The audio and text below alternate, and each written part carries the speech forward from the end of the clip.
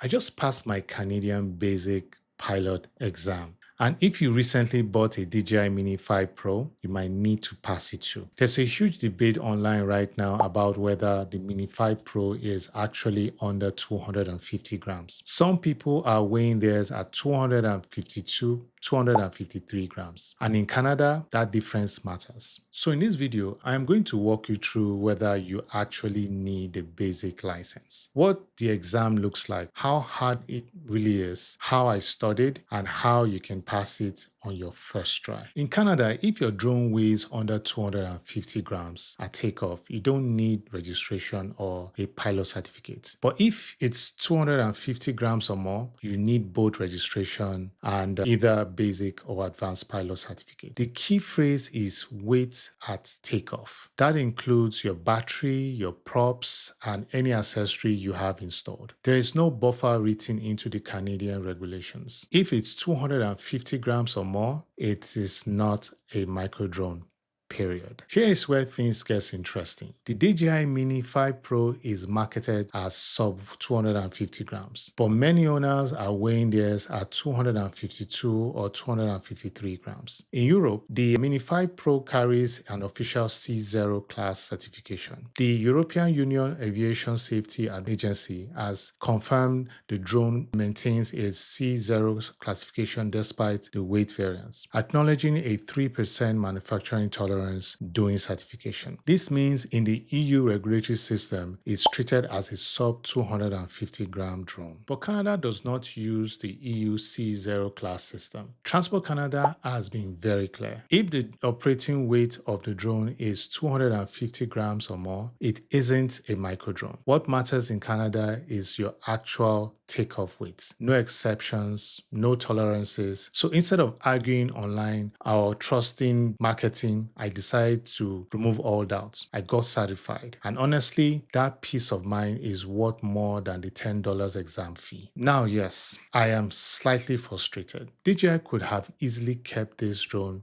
clearly under 250 grams. The inbuilt speaker, the bottom auxiliary lights, the extra side buttons, those features may have pushed it right to the edge. But instead of debating grams, I chose compliance. Here's what you're walking into. 35 multiple choice questions, 90 minutes to complete, 65% passing score, $10 per attempt, and it's online and open book. Yes, it's open book.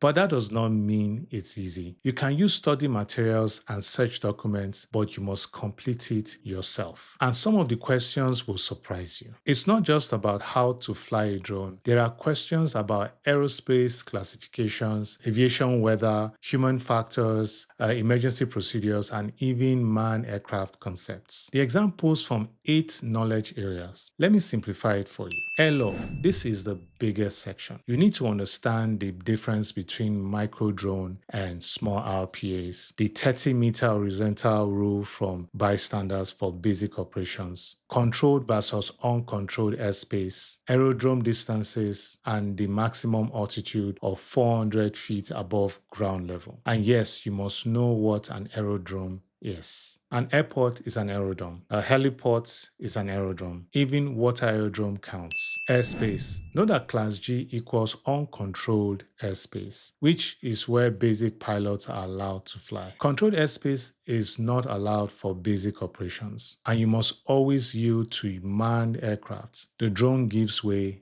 always. Human factors. This is underrated. No alcohol within 12 hours of flying. You must be fit to fly. They test your judgment. Weather. No basic cloud types. Understand cloud limits and know what a meter is. Navigation. You might see longitude and latitude questions, VFR chart questions, and time conversions using UTC. Flight operations. You must perform site surveys, pre-flight checks, and maintain both flight logs and maintenance logs. Yes, logs matter legally. Theory of flight. Lift, drag, yaw, pitch, roll. You don't need to be an aerospace engineer, but you need to know the fundamentals. Radio. Know the phonetic alphabet and basic radio etiquette, even if you don't use it much as a basic pilot. Here's what I did. I downloaded Transport Canada's study guide material and focused heavily on aerospace rules, distance requirements, and human factors. I practiced searching documents quickly. Control F is your best friend. And I did not rush. Even though you get 90 minutes, you likely won't